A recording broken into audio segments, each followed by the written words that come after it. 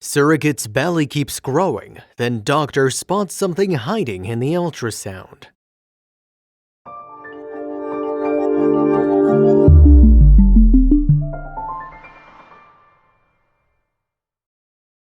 But before we start, please make sure to subscribe to m&rtv and hit the bell so you never miss any upload from us. Also, leave a like right now.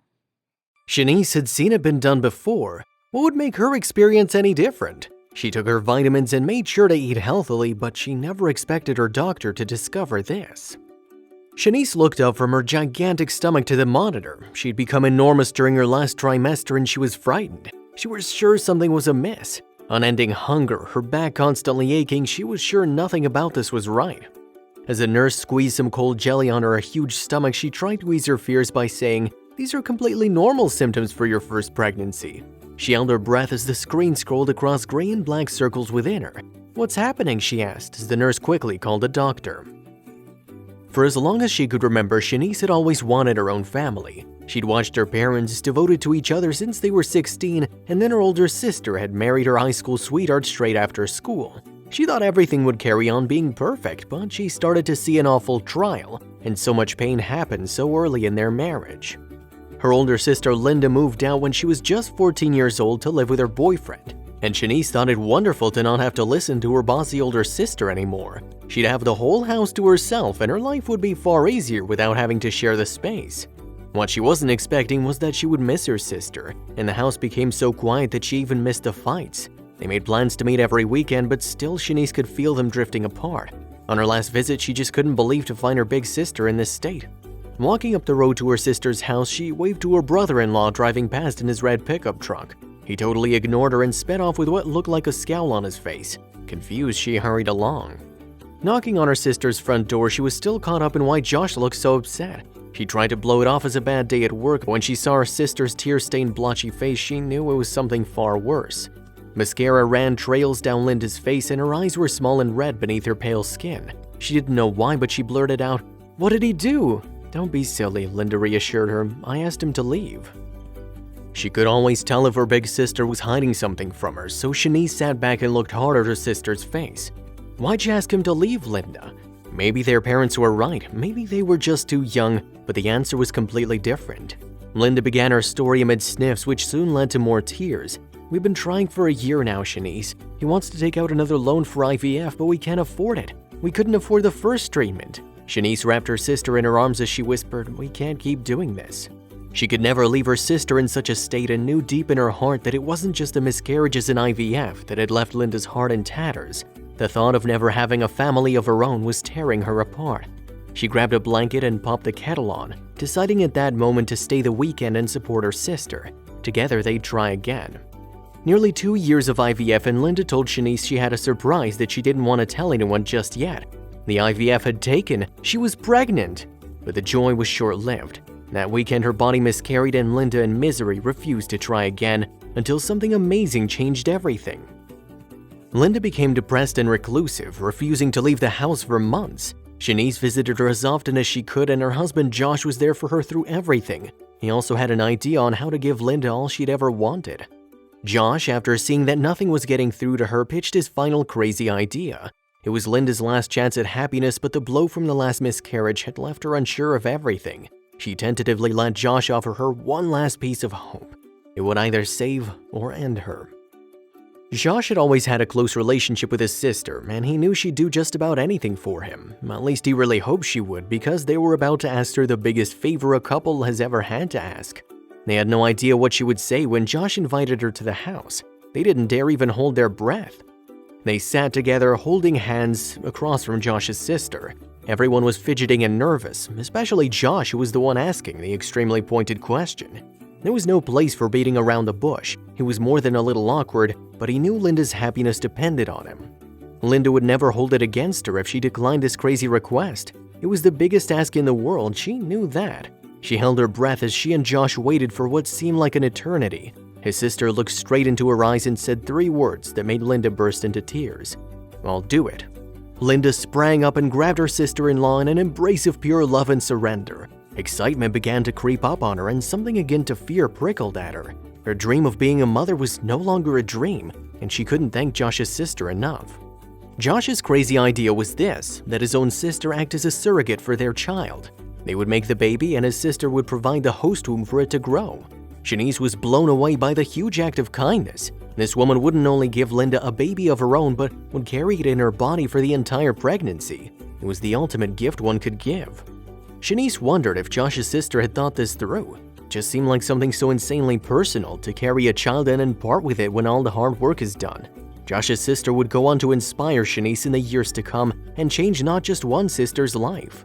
Linda worried about the whole scenario right from the start. Part of the experience of becoming a mother was this 9-month journey, but her body just wouldn't do it and it left her no choice. She'd have to try Josh's idea and get her hopes up just one last time. After so many failed attempts, Linda was already hoping for the best yet planning for the worst. What would she do if it didn't work? One thing that crossed her mind was all the children already born that needed good homes. Perhaps adoption was her path. Shaniece prayed every night for the pregnancy to take, and a miracle was taking place. The big day finally came, and when Josh's sister gave birth to Linda's baby, Shaniece cried for hours. It made her so happy that her sister had gotten the baby she'd always wanted. Seeing all the miracles that had led to this amazing birth, Shaniece made a promise within herself that would beget even more good in the future. No doubt the entire process of Linda finally becoming a mom had an incredible impact on Shaniece. When you witness such selflessness, your desire to become better grows. When the time came for her to make someone else's dreams come true, she never expected her experience to be so unique. Shaniece had recently turned 21 and immediately signed up to an organization through which she met Joanna and Steve. She sat her family down and told them she had decided to give birth to this older couple's baby. Everyone was filled with pride and wished her well as she flew to Los Angeles to undergo the procedure. But things were about to take a turn she hadn't expected. Joanna and Steve were over the moon. I was only 21 at the time, but I wasn't interested in partying and drinking. I wanted to help another couple fulfill their family dream. The first trimester went easily, but after the first trimester she knew something wasn't right, and she was right. Shaniece had only ever known one other surrogate, Josh's sister, who went through sickness, nausea, and sleep deprivation until she was nearly 8 months pregnant. Shaniece considered herself lucky that she hadn't experienced any of that, but that kind of made her worry more. The pregnancy wasn't affecting her as it did other women, but she started fretting when she noticed her stomach was growing steadily throughout her second trimester. She knew babies grew the most in the last trimester and wondered just how big she was gonna get. She picked up her phone and called her doctor. Lying on the bed during her 10-month scan, Shaniece was feeling huge. The doctor came and went, and she lay twiddling her thumbs above her baby bump. Walking back in with some papers, the doctor looked at her silently. She felt her breath catch. The doctor was obviously trying to choose his words carefully, leaving Shaniece's mind to race over the possible problems. Was the baby okay? She couldn't bear to have come this far only to tell Joanna and Steve she couldn't give them their dream baby. Finally, he spoke, and what he said left Shaniece shaking. Dr. Ryan began to smile and happily announced, "You're having triplets." Shaniece flushed hot and cold. Joanna and Steve wanted their dream baby. What would they say when she told them they'd managed to carry 3? She had no idea what to do next. Joanna and Steve notably overjoyed at the news, and as the weeks passed, Shaniece's stomach grew to an enormous size that was clear as day not the result of merely one baby. Her whole body ached with the weight of them all, but she didn't care. She knew she was doing the right thing. Could anything change her mind? Willow, Daisy, and Harrison were born, small but healthy. Even though I was only 21 and it was a huge responsibility carrying their babies, it was one of the best experiences of my life, she happily proclaimed.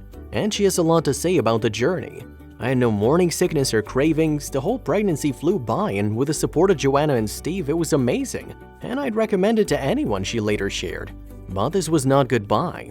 After 2 weeks of intensive care, Willow, Daisy, and Harrison were strong enough to go home for the first time with their parents. Shaniece now visits them every birthday. People question her about why she did this. Surely she must be paid or something. Shaniece is happy to tell them this. I think a lot of people presume you have to use your own eggs when you're a surrogate, but that's not the case at all. I had Joanna and Steve's embryo inserted in Los Angeles, so it's biologically their child, not mine. I was just a host womb. But carrying someone else's baby can also have more than psychological implications, and carrying triplets is difficult on any woman's body, especially on a mother so young. Shaniece was about to understand exactly what she'd done. I'm in a relationship now and would like to have more children. "I've had a miscarriage, so I do wonder if carrying the triplets has had an effect on my body," she said later in an interview, but she also shared some other advice. "You don't get paid to be a surrogate, you only get expenses for your travel and so on, so if you're looking to make money, this isn't for you," Shaniece added. "This is something you do because you're 100% committed to changing someone's life." Shaniece's experience of being a surrogate mother has inspired her to try to change current laws regarding surrogacy in the UK. She feels like parents should have more control because currently, everything is asked to the mother birthing the children regardless of the DNA. She says, "Throughout the pregnancy, I had all the questions about the baby directed at me. For example, birth plans, vaccinations, scan dates. I just turn to Joanna and Steve and say, 'What do you want to do?' It was my body, but they weren't my babies. If the law could change so the parents could make the decisions, it would make things easier on both parts," she added. Many surrogate mothers feel the same.